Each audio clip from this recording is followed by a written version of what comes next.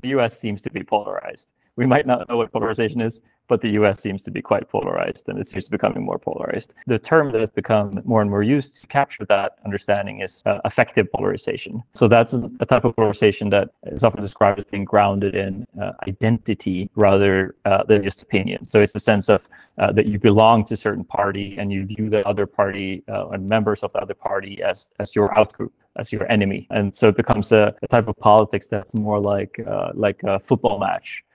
Like where you really hate the opponents, and it's more about winning or losing than it is about implementing your specific policy.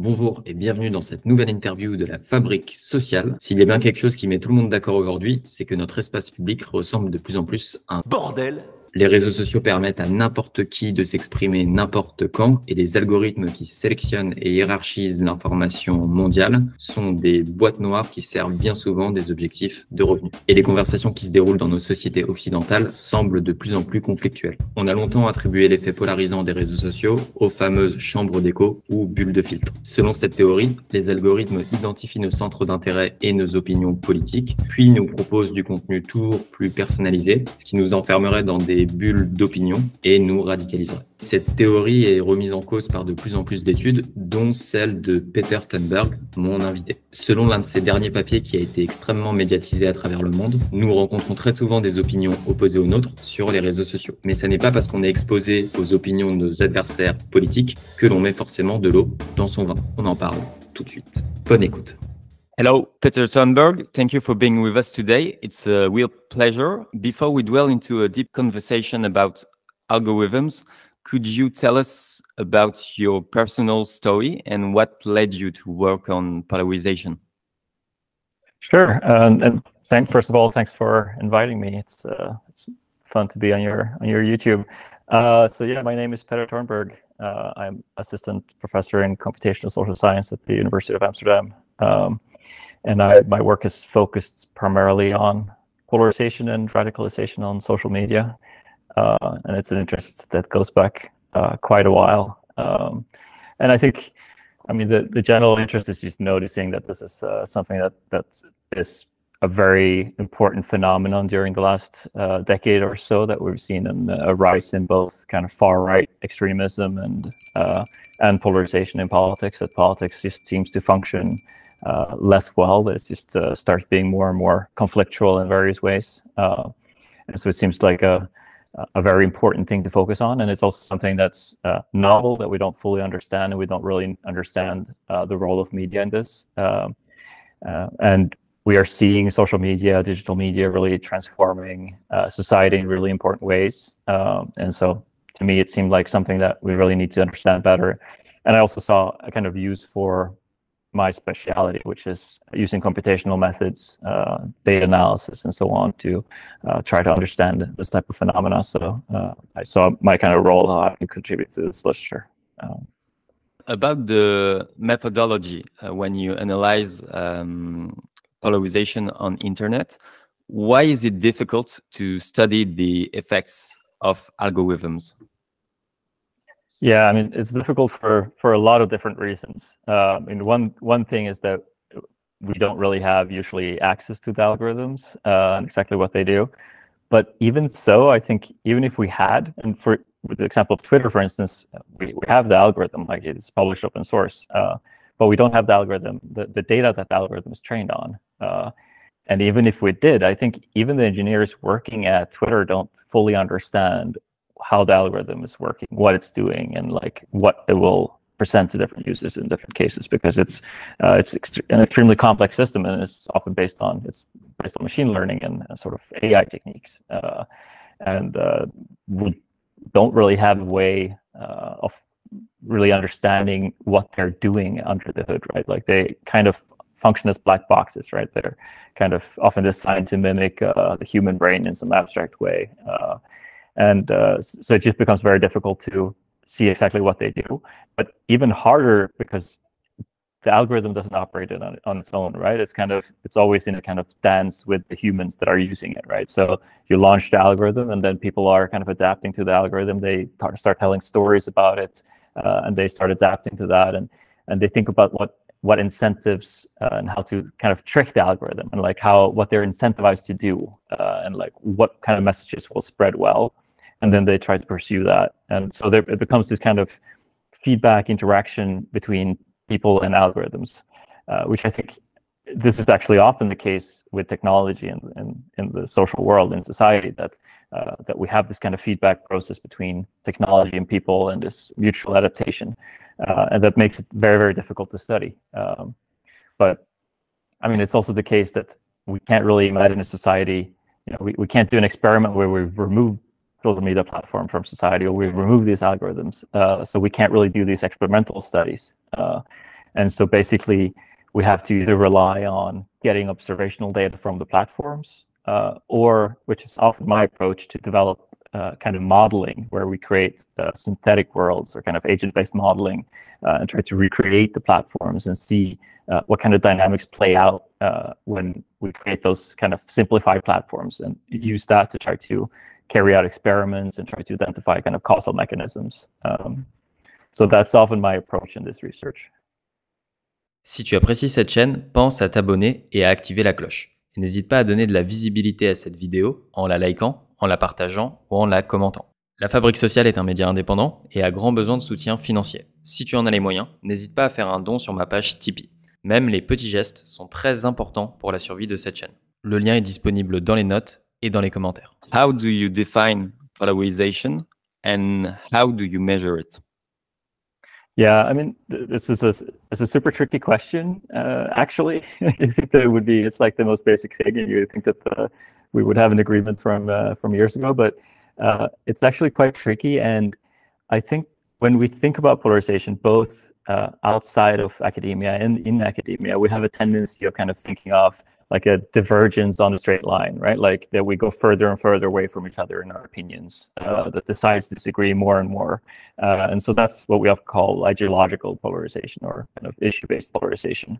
And that's often how we've approached it, and it's often how we model it, and it's often how our kind of causal theories tend to approach it. So this theory of the echo chamber, or the filter bubble, for instance, which has been a kind of dominant idea of why social media would be polarizing, a kind of dominant causal explanation for 2 decades now. And so the idea there is that we go into social media, and we are exposed only to things we already agree with, right? We are with a bubble of friends that they're all sharing our opinions, and we hear the same argument that we already agree with, and we only get this kind of one-sided argument. And as a result, the theory says we get more and more convinced. So we kind of get further and further away on this opinion spectrum, and therefore we get more and more polarized because the distance is further between the two sides.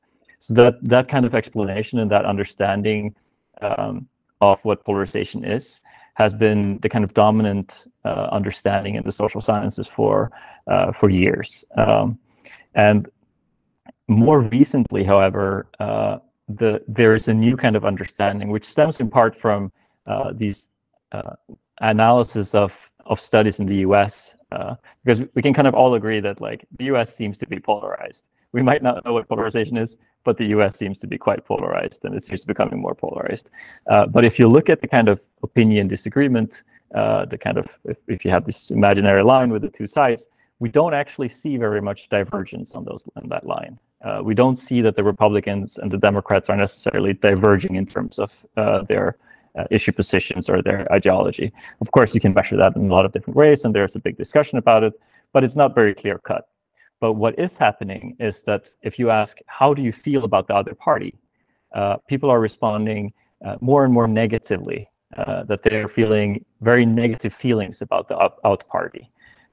And so if you plot that on a line, you can kind of see that their feelings towards their own party is more or less stable, but their feeling against the other party is going from cold to very cold. And you see often answers like that people wouldn't want their daughters to marry someone who votes for the other party, which would be kind of unheard of like 30, 40 years ago.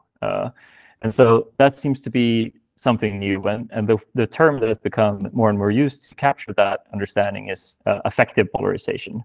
And so that's a type of polarization that is often described as being grounded in identity rather than just opinion. So it's the sense of that you belong to a certain party and you view the other party and members of the other party as your outgroup, as your enemy. And so it becomes a type of politics that's more like a football match, like where you really hate the opponents, and it's more about winning or losing than it is about implementing your specific policy opinions, your specific the preferred policies, and that people ultimately don't really care about the policies, that like those come after, basically. There's even these studies showing that like if you tell someone who votes for a party, in a survey, you say that a specific policy is associated to their party, even though it isn't, they start to support it because they just don't know and they're just following the leader. And it's more football than it is about policy. And so that is this new type of polarization. And my paper and the specific research is going into this question of, if this is the polarization that we're studying, and if this is the way, this is the effect of social media, is to increase this type of effective identity-based polarization, how do we explain that? And what can be this kind of alternative to the echo chamber or the filter bubble as a kind of causal explanatory mechanism? Your paper suggests that the place you are the most isolated in real life is actually with real people, with your neighbors, with your friends, with your family. Could you expand a bit on that? Yeah, sure. I mean, so we could talk about like the different assumptions and ideas that go into the echo chamber, because we've seen in the research over the last 20 years or so that those assumptions have kind of slowly been taken apart. So the first thing I mentioned was this idea of what polarization is, right? Like that polarization is divergence on a line. And so we kind of moved away from that explanation, that isn't really what is happening. So that's one problem with the echo chamber. So the second problem with the echo chamber is that, well, so like when we look for echo chambers on social media, we don't actually find them.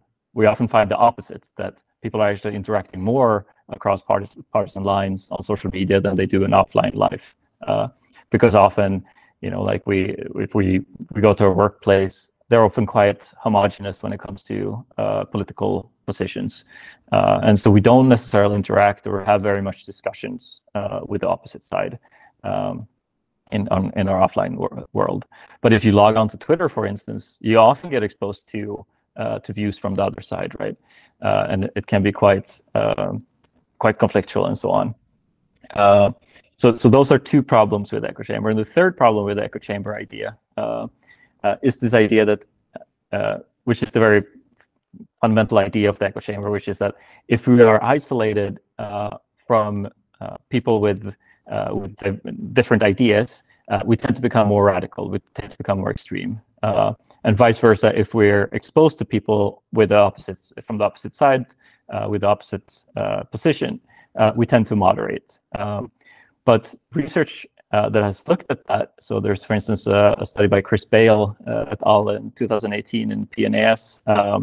So they put into Twitter posts from people from the opposite side. So they had Democrats and they showed them posts from Republicans and vice versa. And they looked at what is the impact of this on their political position. And they found that it didn't moderate them, it actually made them more extreme. So in other words, every single part of the echo chamber hypothesis has problems with it. And so what I do in this paper that you're mentioning is to kind of combine those findings and to say that actually what we have here is the kind of foundations. We have the pieces of a puzzle for an alternative hypothesis for what is actually going on. And so what I do in the paper is to kind of propose an alternative hypothesis for how polarization takes place and why social media drives politics by, so to speak, kind of turning the echo chamber upside down, if that makes sense.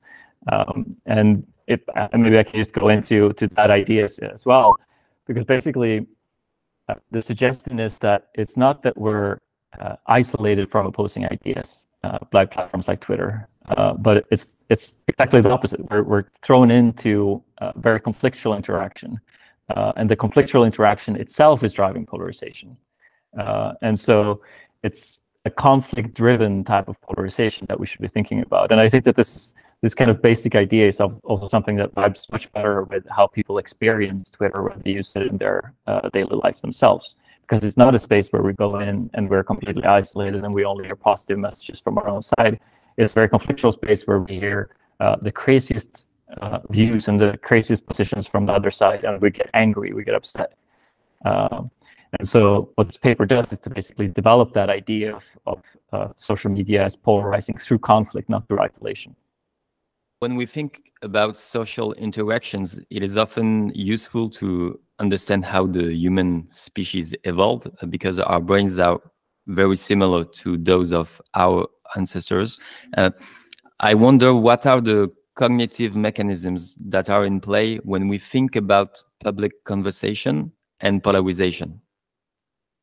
Yeah, I mean, I think that these notions of group identity and group belonging is really where I tend to go and what I tend to focus on. And this comes in part from the literature on effective polarization. And what I ended up using as a kind of metaphor for thinking about how the role of social media and how social media changes this is this classic experiment it's a social psychology experiment by a guy named Mustafa Sharif back in the 50s or 60s, I forget. I think in 1956, I think. And so it's this classic, it's called the Robbers Cave Park experiment. Have you heard of it? He took 22 kids around 11 years old or something like that, and he took them out into a park, and he said that this is going to be like a summer park, a summer camp. Split them into two groups. And then what he wanted to do was to try to create the conditions for what we might call group polarization. And so first he had the two groups kind of interact on their own and kind of build their own little groups and like having like this friendly hangouts. And he's observed how the group started to build their own internal norms, how they kind of elected leaders, and how they started making T-shirts. They come up with a group name, all of these kind of activities of building an identity around an in-group. And then in the second stage, after a couple of days, he had the two groups kind of interact. So they started meeting each other. They started noticing that there's another group in the camp. And he organized this kind of competitive context where they had like a sports tournament to win these prizes, like these big knives that they would win. And so he immediately noticed that there started being kind of conflictual interactions between the two groups, that they started like coming up with negative names for each other. So this out-group derogation. So they're basically shouting at each other. And over time it gets worse and worse. And after a while, there's fist fights. And at the end he has to cancel the experiment because it gets too violent, and I guess also because he actually gave knives to them because they won the knives in the competition, which was maybe not the best of ideas. But the kind of takeaway from this is that, like, given the right or maybe the wrong social context, conflict and polarization can kind of come up naturally, like just emerge, and that it is this very identity-based kind of conflict. And that this is something that's really rooted in our kind of tribal DNA of how we see as our in-group and out-group. There's a lot of really classic research on this. And I think that this is a really useful and kind of powerful way of thinking of the effects of social media. That it's not that it's like an echo chamber, but it's more this kind of, it's like a Robbers Cave Park, but a digital one that we're all kind of living in, where it's engaging with us in this kind of identity-based way, and where difference is emphasized, and we have this identity-based conflicts, and every communication becomes a kind of an identity-based communication, which either approximates us to our in-group or shows distance, and we engage in out-group derogation with the out-group. And so that becomes the kind of metaphor and the kind of basis through which I tend to think of social media in relation to polarization. Yeah, and to bounce back on that, your paper suggests that stable and cohesive society are characterized not by lack of conflict, but by their plural conflicts balancing each other out. Could you maybe expand on that a bit? Yeah, sure. I mean, because this, to some degree, it's not like a society will ever be without conflict or disagreement, right? Like we will always have, if we have a plural society and a healthy society, there will always be a lot of different conflicts, a lot of disagreements. But the problem is that when all of those disagreements and all of these conflicts start to become associated to each other, when it becomes kind of drawn in, the same as the Robbers Cave Park, that everything that is important is the division between the two groups, these two kind of tribes, and that every disagreement becomes a disagreement between the two tribes. And that's when you have this really, this becomes a more powerful and more accurate way of thinking of how polarization takes place. That it's not a divergence in opinions, it's rather a sorting of opinion. It's a sorting of that produces two kind of internally homogeneous tribes or groups that are defined by their difference against each other. And that's when the conflicts become really existential and risk become really violent. And which is very much like how polarization takes place in the identity realm. So the root of kind of affective polarization. Yeah, and one of the main terms that you use in your paper is the term social sorting. Could we maybe define this term?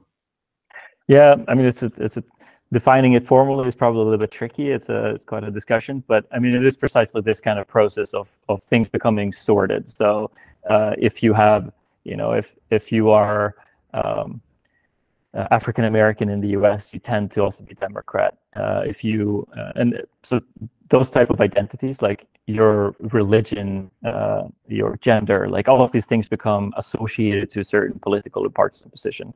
But you also have these quite soft identities. So like which car you drive, which, you know, like this, your consumption preferences. And it becomes this sense that what's been called the kind of the oil spill model of polarization, that it's like this form of polarization where everything becomes drawn into the political difference.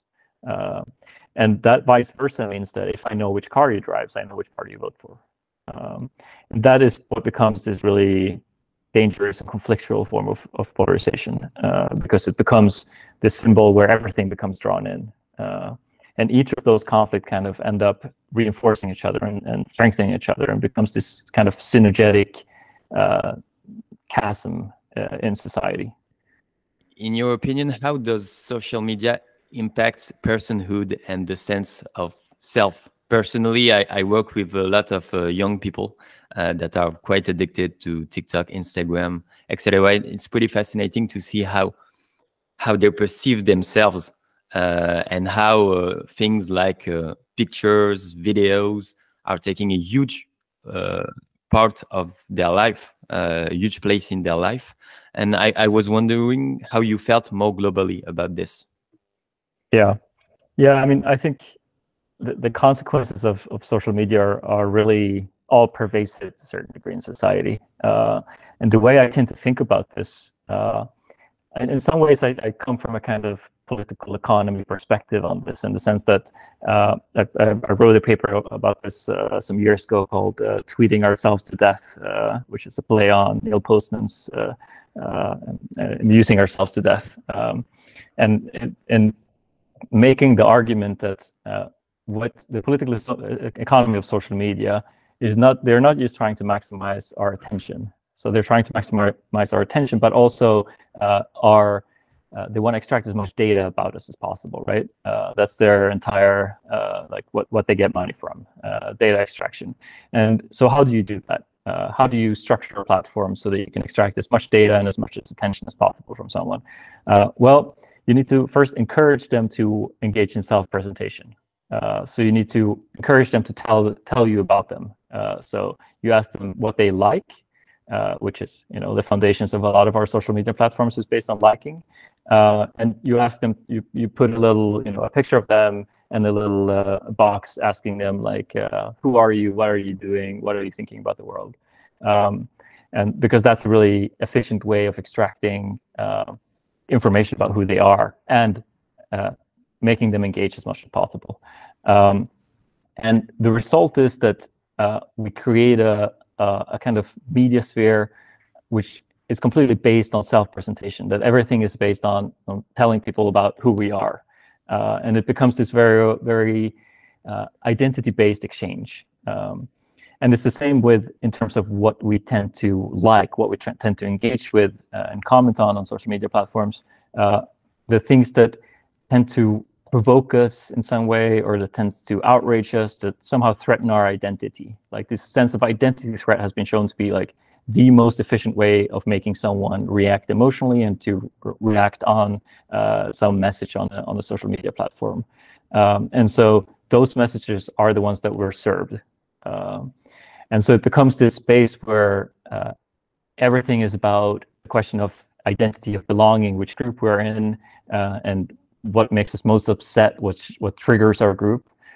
So in relation to this, I've started speaking about, instead of the filter bubble, that we should be talking about the trigger bubble, because we are constantly pushed the thing that most trigger us, so the most outrageous messages from the other side.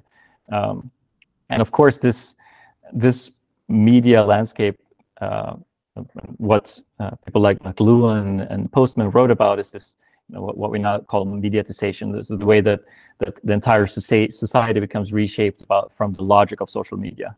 And the logic of social media is this identity-based, belonging-based, conflict-based, and that comes to reshape not only our politics, but it comes to, as you're saying, reshape also our identities and how we see ourselves. Like I just submitted a paper showing, I look at urban architecture in Sao Paulo in Brazil, and I show that even like the aesthetics of the buildings and which buildings are invested in and are built on in the city is shaped by the logic of Instagram. So it's like the things that work well on Instagram becomes the kind of style of how they design their restaurants and hotels, and everything becomes kind of shaped by this logic of social media and what will get shares and likes, because that determines visibility, and it becomes a kind of the underlying political economy of everything, this economy of attention and engagement.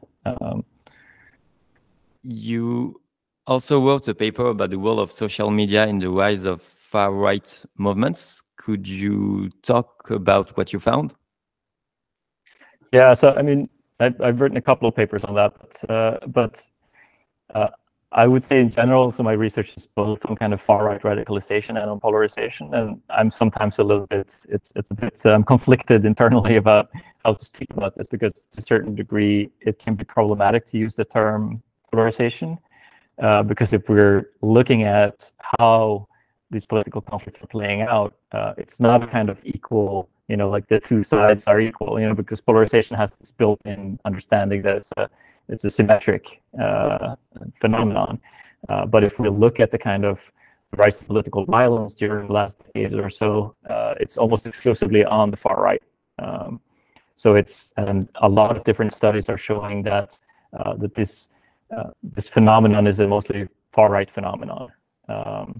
And so I've also looked and taken this perspective to try to understand the kind of radicalization from the basis of the radicalization literature.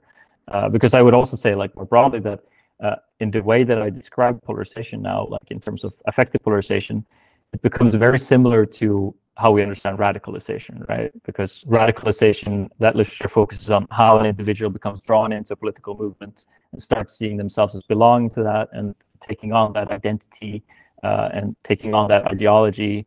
And to a certain degree, that becomes also the description of how individual joins political parties these days, because political parties have become often so extreme as to threaten democracy, as to support engaging in political violence. And there's these recent studies showing that like a large fraction of the U.S. population thinks that political violence is justified. I don't know, it was like something like 20%, which means that, like, to a certain degree, our mainstream politics has become radical, and so we need to take this kind of radicalization perspective to understand it. And so that's the two kind of literature that I've studied. And I don't know, so which paper were you thinking of specifically? Because I've written quite some papers on far-right radicalization.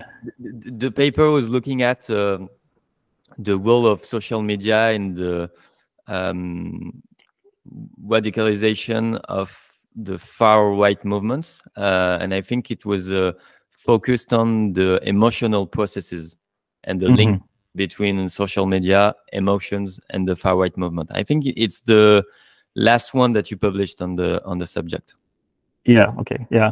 Maybe I can just say, because I've had I've just finished a book that will come out in a few months, and what we do in this book is written actually with my brother, Petter Törnberg, and so we're looking at this extremist community Stormfront, and the idea there is basically, so if we look, because I do think that there are something like echo chambers, there are these spaces that are enclosed or that are separate, like clearly, right? Like I don't think that most mainstream social media platforms are examples of it. Like Twitter, for instance, it's not really an echo chamber as we traditionally would understand it.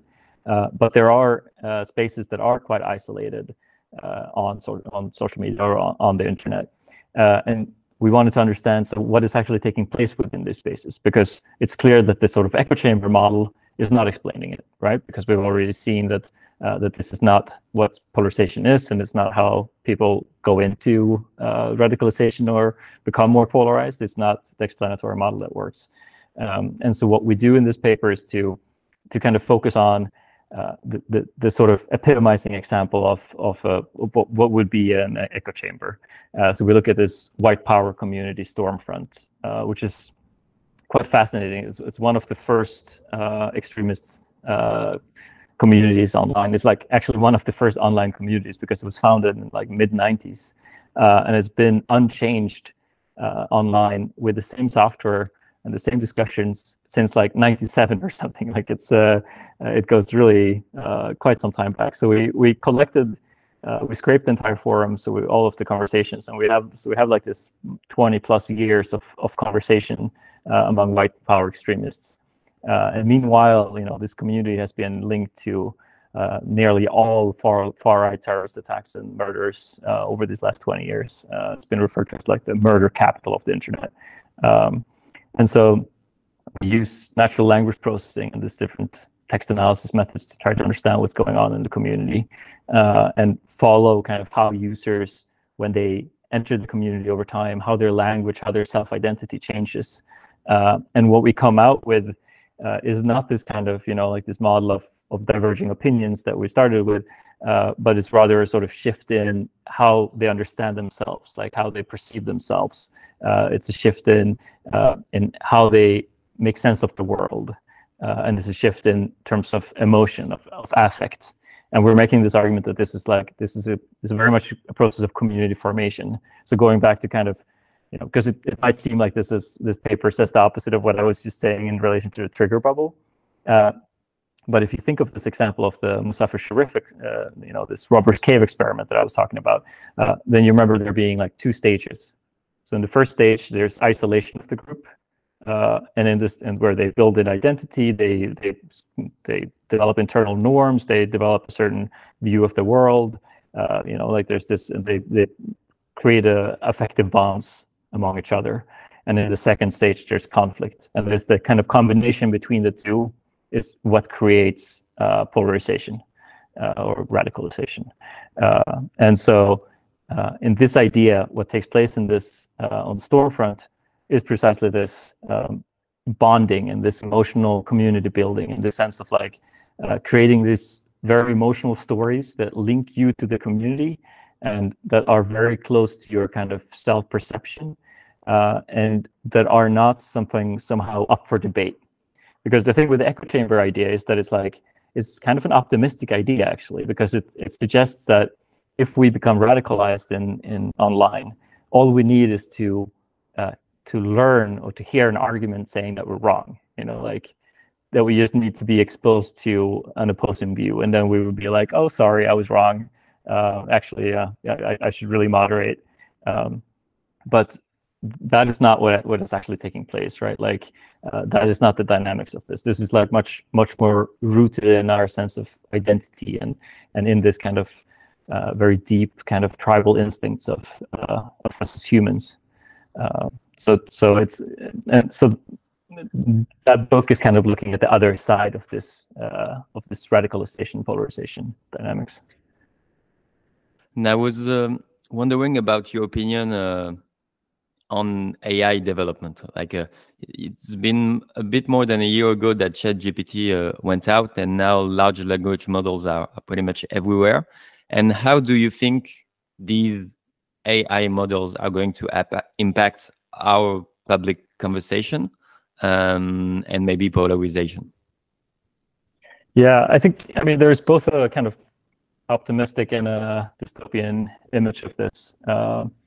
And I can say, so I mean, I've started using LLMs quite a bit in my own research, including, which I could talk about as well, creating a kind of artificial social media platform populated by large language models that are talking to each other, and then seeing how changing the algorithm and changing the structure of the social media platform, how that leads to better conversations or leads to polarization, like using that as a way of experimenting.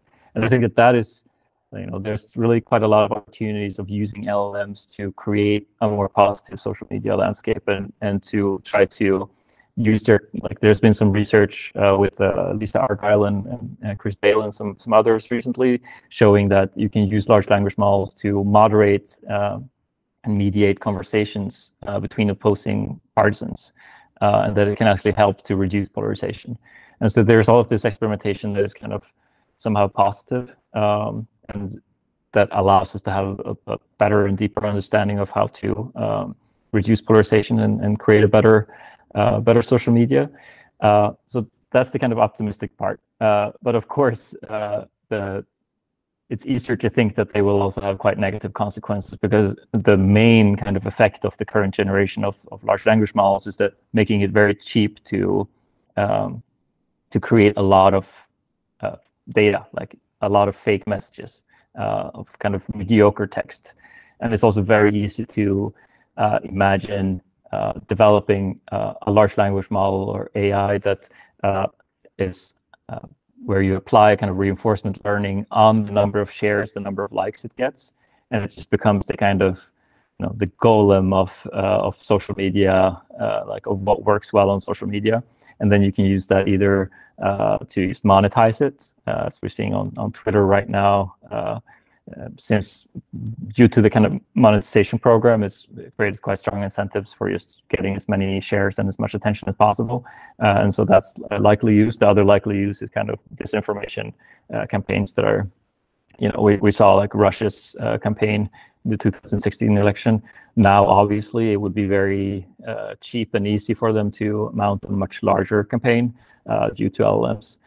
So there's for sure a lot of risks. And I think, we're already seeing during the last year that the amount of quality information, or the ratio of quality information online has sunk dramatically, because people are generating entire websites just to kind of SEO optimize and steer link farms and so on. And so it's become just much harder to get high quality information online. And I think that's a development that's for sure going to continue, right? So yeah, I would say that it's quite worrying, while it's also, for me as a researcher, a very powerful and fascinating tool. Yeah, and in your opinion, what should we do about it? And more globally, how should we build social media in order to foster better conversations? Yeah, it's two big questions and both quite tricky. So in terms of like what to do about AI, I'm not sure if I have a good answer, and in either case, I don't think anyone's going to listen to me. But I think it's because it's always going to be a question of the kind of the political economy of it and what is shaped by that. But in terms of how we design a better social media, I think that is precisely, that's my current kind of research question that I'm pursuing. And I think that the large language models can be really helpful in trying to answer that, because the problems with like the existing methods, which have been mostly based on using observational data. So for instance, from the Twitter API, is that we can't really answer that question, right? We can see what is the problem with the current platforms. We can see that it causes conflicts, it causes all of these negative things, but we can't really use them to imagine how it could be differently, because we can't change the algorithm, and we can't study a platform that doesn't already exist. But through this kind of simulations that I'm developing using these large language models, we can actually change the platform, we can change the algorithm, and we can try to see how to create one that creates a more positive type of conversation. And what we find in this, it's just a preprint, but still, we find that creating what's called a bridging algorithm, where a message is shown more when it's liked across the partisan divide. So when it's appreciated by both sides of the political divide, that those messages are the ones that get highlighted and pushed to a lot of users. That seems to be something that can create a more positive type of interaction, and that can reduce kind of polarization. And so that links also to this idea of partisan sorting, right? Because the dynamics that we have now is that the things that are made salient by social media is precisely the things that we disagree about as much as possible, where the conflict is as strong as possible, because that's the things that are most likely to engage us and most likely to push us to, make us angry and therefore react.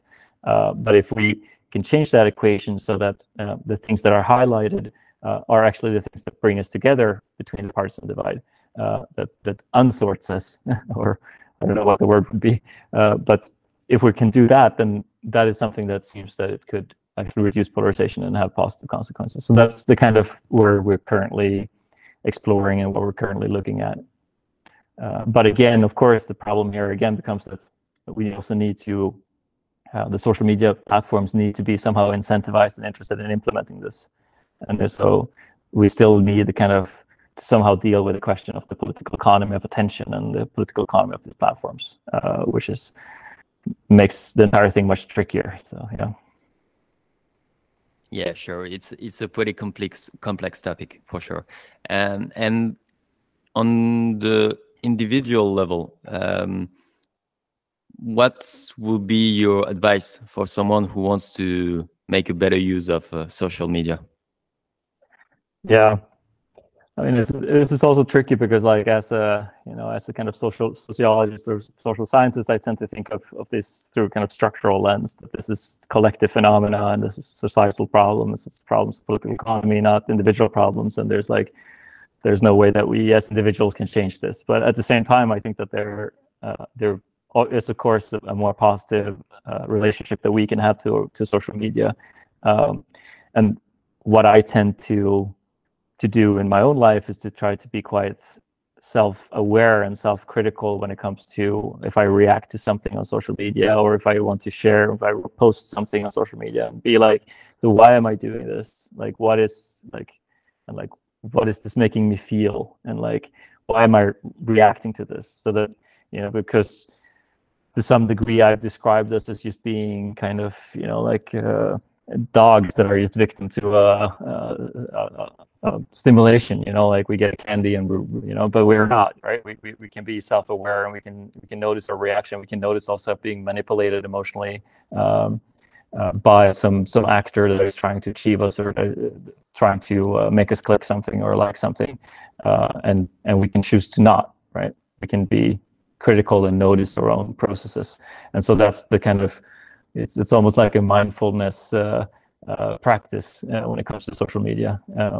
And what I tend to find is that I end up not posting very much on social media, and I'm probably better off without it. Yeah. So we're coming at the end of the interview. Is there something, a subject that you would like to share that we didn't talk about and that you think is important? And nothing really comes to mind. I think I managed to squeeze in some other things I wanted to talk to about during the interview as well. So yeah, but you might want to look at this social media simulation platform paper that I recently put out the preprint of, because you might find it interesting as well. Yeah, sure. And you said that you was working on the book. That's right? Yes. So I'm just finishing, or it's actually already done. It's just with the editor or the publisher at the moment to iron out the last spelling mistakes. Yeah. So it should be out in a few months. And it's out with Routledge, and it's called The Intimate Communities of Hate. And it's about the Stormfront, white power Nazi community. Okay, cool. Well, we'll look out for it. Thank you very much, Petter, for your time. It was a real pleasure. And thank you. Yeah, it was a lot of fun. We'll follow your work, and I hope to see you soon. Thank you. Take care.